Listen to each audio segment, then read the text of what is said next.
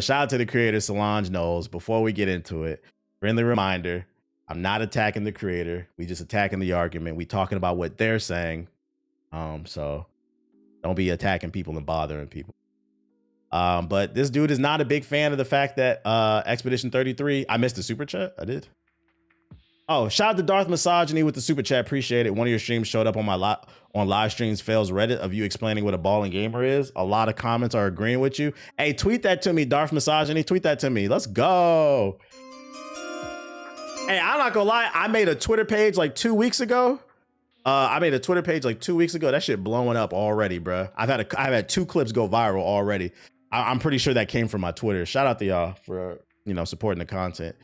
But yeah. Earlier I said a lot of Silksong fans are really mad at Expedition 33. For some reason, they can't have fun with their game because another game won. And I'm not gonna lie, this is one of the worst takes that I've seen on the internet. And I've seen a lot of this. I hate to say it, it's coming from the Silksong community, man. Bro, I just came here after seeing that post. I had to say this one because I couldn't believe what he said. Let me mute this real quick. Favorite game is Unreal Engine garbage. Unreal Engine 5 garbage. Like, let's start with that. We've reached a point in gaming where people are so pissed about the Game Awards. We're now criticizing and demonizing people for using a tool that made game development more accessible. One of the reasons why we have more indie games than ever is because the Unreal Engine, literally right now, you watching the stream, whatever your name is, get your hand out your pants, stop playing with your dick.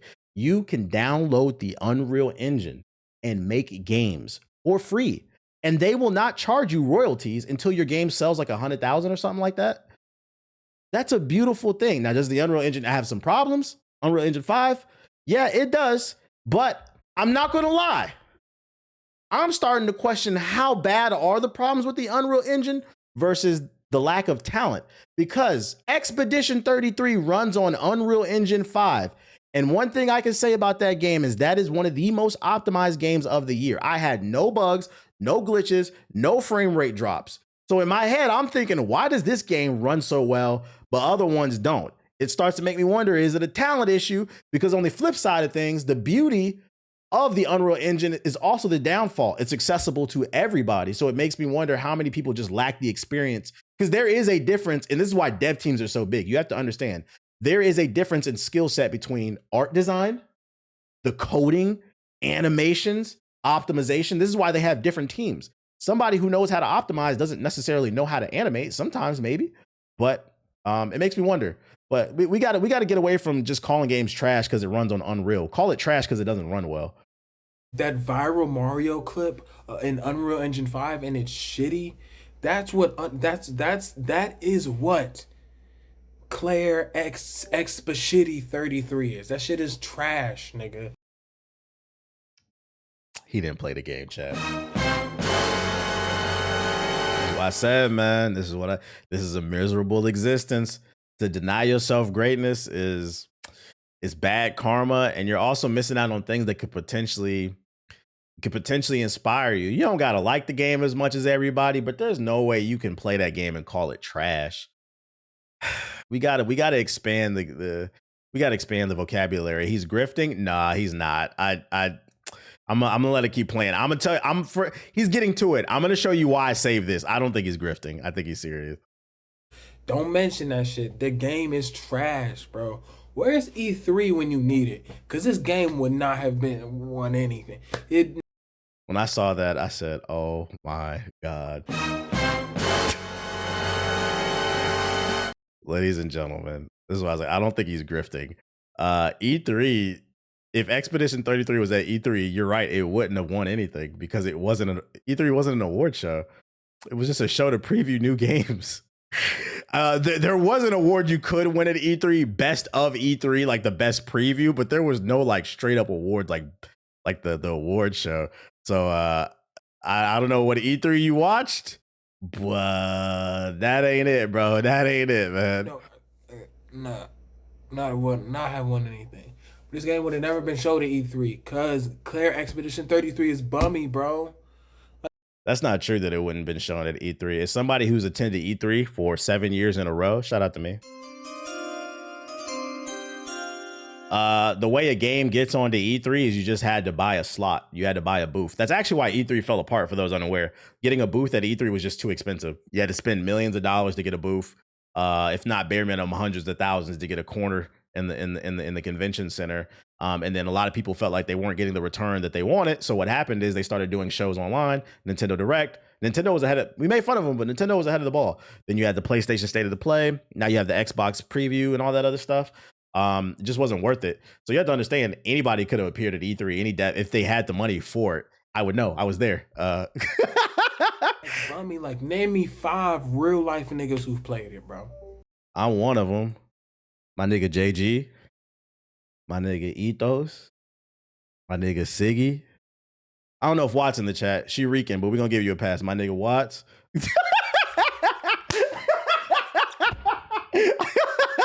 I just named you 5 off the top of my fucking head, bro. Friendly reminder, if you didn't see it earlier in the chat, Expedition 33 sold 5 million copies in the first 6 months of its release, despite it being on Game Pass. It only cost $10 million to make. 5 million times $50, the price tag, is $250 million. Subtract the 10 million, and right now, in December, Expedition 33 has netted Sandfall Interactive $240 million. And I'm going to be honest, it's actually more because I didn't include tax. It's not a failure. You're not in the know as much as you think you are. And I think that's why you said it wouldn't have won nothing at E3. Nothing would have won. E3 wasn't an award show. What are you talking about, bro? You can't. Because this is the first man-made game that is AI. Like, this shit is garbage. It is straight A garbage. And everyone said, oh, you should. Not only is it not AI, I think one of the reasons why you wanted to root for this game is it has a beautiful story. The head of the studio, the one that founded Sandfall Interactive, and you can find his post. They posted him on Twitter. He posted to Reddit, hey guys, I have this idea for a game and I need people for a studio. He hired people from SoundCloud to do the music. They had to, because their budget was so tight, they had to get the voice acting done like in a couple of days.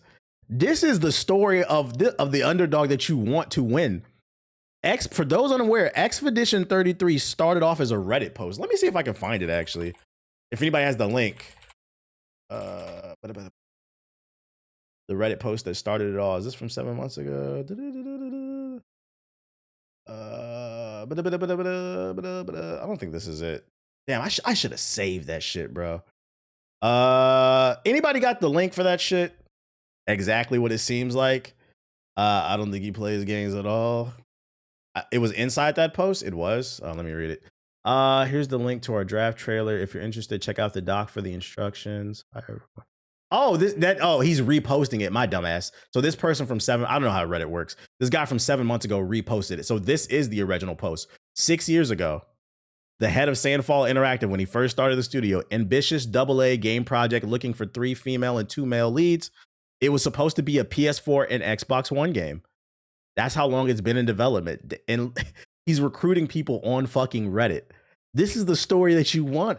And this is the shit I'm talking about. Like, yo, we're losing the plot, man. We are also, and real shit, this is why I say you need to be more open-minded to trying different things, because you might miss out on inspiration. This should inspire some of y'all, bruh. Like I said, this started off as a Reddit post. He was just looking for people to help out. Hey, who wants to join the team? He contracted people off of SoundCloud to do the music. This is an underdog story. I don't understand what people so mad about, man. You shouldn't have played it. I'm not gonna waste my money on a garbage game. That is garbage. You're unfortunate, man. Unfortunate. We talked about it on the podcast. If you haven't seen the new GI podcast, tap in. But we were just talking about how people have unfortunately begun to tie their entire personality to the games that they play, and they're starting to take people's disagreements on game conversation as like a personal attack, which is unfortunate. It's interesting too, because I feel like this is the Gen Z version of what my parents, because I feel like on the opposite end of the spectrum, like my grandparents, they tied a lot of their worth and personality to the company, and then they found out it didn't matter when they did 30, 40 years and they didn't even get a party. They was just like, bye. Like they tied. I feel like this is like a Gen Z version where like people are tying their worth to the game and shit like that. And it's unfortunate because like friendly reminder, can't stress this enough. Games are supposed to be about escaping and having fun. And also something winning an award should not affect your ability to have fun with something. Garbage why he can't even articulate. It's just an emotional response. This is another thing. Y'all gotta stop doing this shit because I'm not gonna lie. If I see it, I'm gonna reply to it. No, before you hold your phone up to your face and make an emotional post, please think about it because you never know where something is going to appear, bruh. But I thought it was funny. The whole E3 comment, I was like, whoa, like it wouldn't have won anything at E3. I'm like, technically, yeah, you're right. Super chats. Put down the controller, pick up a book, walk outside with, touch some grass, relax. And other dire news, Samsung will reportedly announce the end of the SATA SSD production next year. Multiple industry sources suggest adding to our memory pricing woes. That's right, ladies and gentlemen. Not only will there be a RAM shortage, but there could be an SSD shortage, the old SSDs at least. Let's say you have this friend, right? And let's say they took one look at the current memory pricing apocalypse, and the knock-on effect is having NVMe SSDs before scoffing. Well, I'll just pick up some SATA drives. I'll save some money then. Well, this friend of ours might want to get on the hustle as these might become pricier and harder to find very soon. And this is why this is a big issue. Because for those who have never built a PC, there are two different type of SSD. This is the original SSD right here. I don't know why the picture disappeared. The SATA SSD. These are the original ones. They're fast, but they're a little bit slower. And then you have the new M.2 NVE ones, which are super, super fast. And you just plug it into the motherboard. These ones are cheaper. So like I said in the article, maybe if you were building a PC and you were on a tight budget and you wanted to save some money somewhere, you can wait. You don't need it. I'm not gonna lie. M2 is nice. Now that nigga got one, I ain't gonna lie. It is nice, but you don't need it. So if you wanted to wait to get that, you could and upgrade it later. But it's looking like that's no longer going to become an option. Well, not no longer, but it's going to be harder to become an option because Samsung is going to be pulling it off the market, making it harder to find, which means the price of that's going to go up, pushing everybody to M2s once again, meaning you will own nothing. At this point, a pre-build seems like the way to go. You got it. I need it. M2s are lit. They are lit. I only run Windows and like applications on my M2s. I still store majority of my games on a SATA SSD. Theoretically, AI could gobble up the SSDs as well, and that's the issue. That's what they're talking about, bro. It's just fuck the consumer. Just don't get a hard disk drive. Hey, you might have to. The way this shit is going, bro. PC parts are the next stock options. It's fucking crazy, bro. So yeah, just know. Them PC prices, the price of a brick is going up even further. Shout out to Tsunami with the sub. Appreciate you. Other news, Phantom Blade Zero is a PlayStation 5 console exclusive for 12 months. Pretty self-explanatory. Phantom Blade Zero is a PS5 exclusive for 1 year. S Game Studios action RPG launches on September 9th, 2026 across PC and PS5. Much like initial PS5 console exclusives such as Silent Hill 2 Remake, Phantom Blade Zero won't be available on other consoles until at least 12 months after the release date. Well, that's actually interesting. So that doesn't guarantee exactly 1 year. It means bare minimum you're going to have to wait 1 year before it comes to PC. So if you're really itching to play Phantom Blade Zero, please be aware when it drops next year in September, PS5 is where it's going to be at least for bare minimum a year. But to be honest, it could be 2 years because this doesn't guarantee anything. It just says at least. It doesn't guarantee anything. I got a PS5 Pro, so I'm gonna be good. But yeah, now you know. It says console exclusive because it won't come to Xbox for 1 year. This means Xbox Series X and Series for Nintendo Switch will have to wait until at least September 27. These are indeed. Oh, okay, I'm reading this wrong. Shout out to you. I read that wrong. So that means it is gonna launch on PC day one? I feel like they need to clarify that because it doesn't state that either.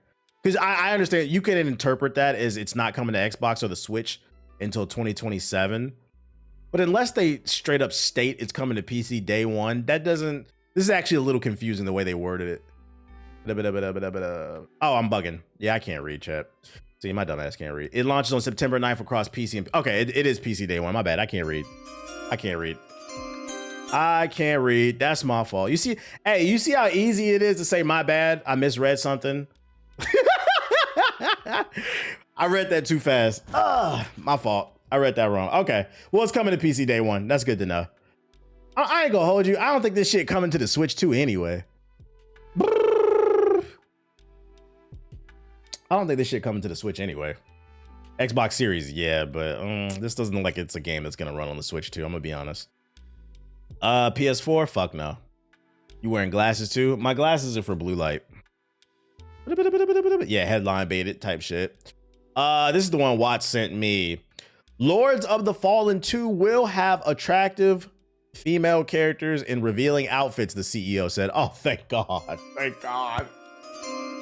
Big titties and fat asses. That's what I need in my Souls games. Recently, CI Games presented an all-new trailer for Lords of the Fallen 2 at the Game Awards, unveiling more of the game's backstory and setting. It was lapped up by Souls-like fans worldwide, given that the first game was positively received, and has also just been updated with a supersized 2.5 patch. In a post on social media, the CEO and the head of the studio, Market, reverted to his rhetoric about games needing to avoid political agendas. And you know what's funny? I was just about to say before I read that, didn't the CEO last year blame the failure of Lords of the Fallen on the woke mind virus? He's one of those people, right? Instead of the game just being sloppy, that shit was soul slop is what it was. It was janky. I was about to say, this is a dog whistle. Him saying that our game is going to have sexy characters. Because for those unaware, the anti-woke crowd, they don't believe that women should be in video games unless they're attractive. So this is a dog whistle to them. He stated in clear terms that Lords of the Fallen 2, slated for 2026, will feature attractive women wearing revealing outfits. He's brought this up 5 times. This is crazy. In a recent post on social media, the CEO revealed some of the lore about the studio and the creation of Lords of the Fallen. Many of you have asked why the game initially had body type AB. Hexworks stated early 2020 as an autonomous studio owned by CI Games. Early on, political correctness and filtering meant not every decision reached me on time. I got a lot more involved from late 2024 and now act as the head of the studio alongside my CEO role. Things are very different now, and the studio has gotten fully integrated. We reverted a lot of wrong decisions and will continue improving. Lords 2 is being built on real player feedback, and it's crystal clear in the last 2 trailers. Bro, you guys are not building the game on real feedback. I played Lords of the Fallen, and I turned that shit off after the first boss fight. Do you know why? Me personally, I don't want to play a sweaty-ass Souls game where my character is clipping through the map, the boss is flying all over the place, clipping through the map as well. The frame rage, it was just a bad game. It was actual soul slop. And to be like, oh, we're now focusing on the feedback, and the feedback states we don't need to improve the frame rate or the gameplay. It was a stutter fest. We don't need to improve the gameplay or the optimization. We need titties. This is why you guys will continue to fail. There's too many games coming out in 2026. Enemies be clipping through the map. Shit was fucking funny, bruh. It's fixed now though, but the launch was ass. Yeah, well, that's when I played it at launch, and that's always going to be my impression of it. I don't care that it's fixed now. I'm not playing that shit. Because also the gameplay loop just wasn't that good to me. I didn't like the concept of going between 2 worlds. It seemed cool in the trailer, but in practicality, it wasn't fun to me. If it's not From Software or NeoWiz are the people who make they're the ones that make Liza P. Did you just link me something? Hold up. 1 second, y'all. They make Liza P. If it's not for them, we don't care, chat. We do not care. Every time a sub returns, is this another one from him? Sabretooth returns to mash my Y'all gonna have a solid optimized game for the launch, right? Maybe a demo. We're gonna have titties, bro. Literally what I just said. That's fucking fun. I'm glad I'm not the only one that feels this way. Oh my god, this is he's up there for top 5 dumbass CEOs, just like the dude who did what's the joint? The shooter, the MAGA hat shooter, Splitgate. He up there with the Splitgate CEO too. Just doesn't know how to be quiet, bruh. Even if this is how you feel, sometimes the best option is just don't say anything. Because one thing I'm gonna tell you about this, and this is for business, this has nothing to do with gaming, period.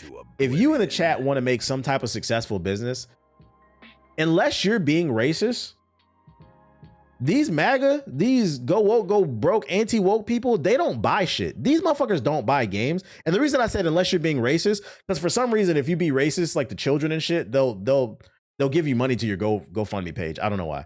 But when it comes to like selling products and stuff, they don't buy shit. Them go woke antivirus people, anti-woke mind virus, they don't buy shit, bruh. So I don't know why you be trying to dog whistle in the piece of these dumbasses, bruh. Shout out to Master with the sub. Appreciate it. Dude's a fucking idiot, bruh.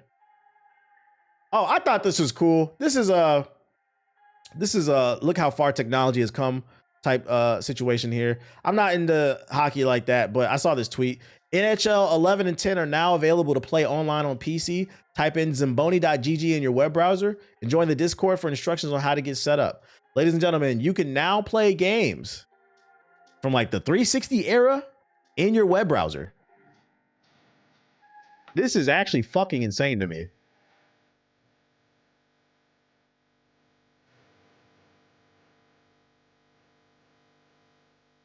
You get the gist of it. You said link that shit. I got you. And you can play online. The song is fucking stupid.